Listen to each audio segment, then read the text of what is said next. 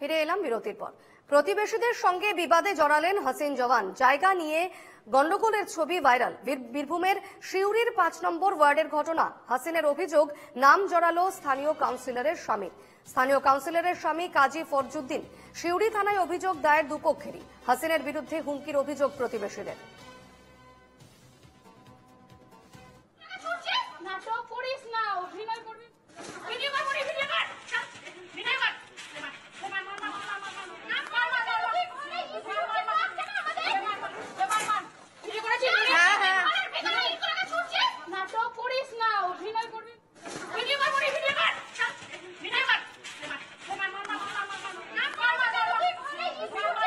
এই মুহূর্তে আমার সঙ্গে টেলিফোনে রয়েছেন প্রতিনিধি শুভদীপ পাল। শুভদীপ, ঠিক কি ঘটেছে, কেন এই বিবাদ এবং বিস্তারিত কি জানতে পারছো এই ঘটনার?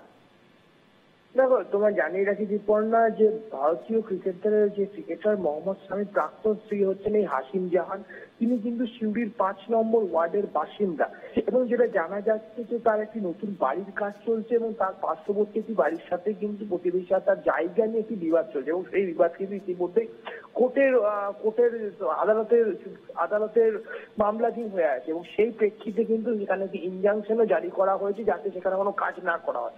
যেটা অভিযোগ যে হাসিন জাহান সে সমস্ত কিছু না মেনে যেখানে কাজ করতে চাইছিলেন তাকে কেন্দ্র করেই কিন্তু দুপক্ষের মধ্যে বচসা হয়, পরবর্তীতে একটি হাতাহাতি বেঁধে যায় এবং সেই ভিডিও কিন্তু ইতিমধ্যে ভাইরাল।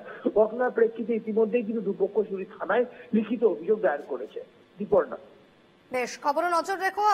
এবং এই মুহূর্তে কি তথ্য পাচ্ছ, অর্থাৎ এই যে হাসিন জওয়ান যার বিরুদ্ধে অভিযোগ রয়েছে যে জমি নিয়ে বিবাদে জড়িয়ে পড়েছেন তিনি, এবং কাউন্সিলরের নামও এই ঘটনায় জড়িয়ে পড়েছে।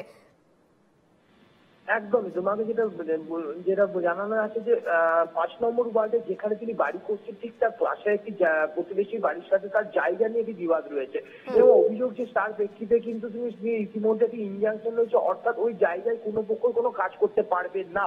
কিন্তু তার সত্ত্বেও হাসিন জাহান এবং সেখানে জোর করে বাড়ির তৈরির কাজ চালাচ্ছিলেন বলে অভিযোগ এবং তাতে মদত দিচ্ছিলেন ৫ নম্বর ওয়ার্ডের কাউন্সিলরের স্বামী বলে অভিযোগ এবং সেই ঘটনার প্রেক্ষিতেই কিন্তু গতকাল দুপক্ষের মধ্যে বচসা শুরু হয়, পরবর্তী কিন্তু হাতাহাতি বেঁধে যায় এবং সেই ভিডিও কিন্তু ইতিমধ্যেই সমাজ মাধ্যমে ভাইরাল হয়েছে এবং তার পরবর্তীতে কিন্তু দুপক্ষ সিউড়ি থানার দ্বারস্থ হয় এবং থানাতে অভিযোগ জানায়। ইতিমধ্যে পুলিশের পক্ষ থেকে কিন্তু আপাতত সে কাজ বন্ধ রাখা হয়েছে এবং দুপক্ষের মধ্যে মীমাংসা করানো হচ্ছে।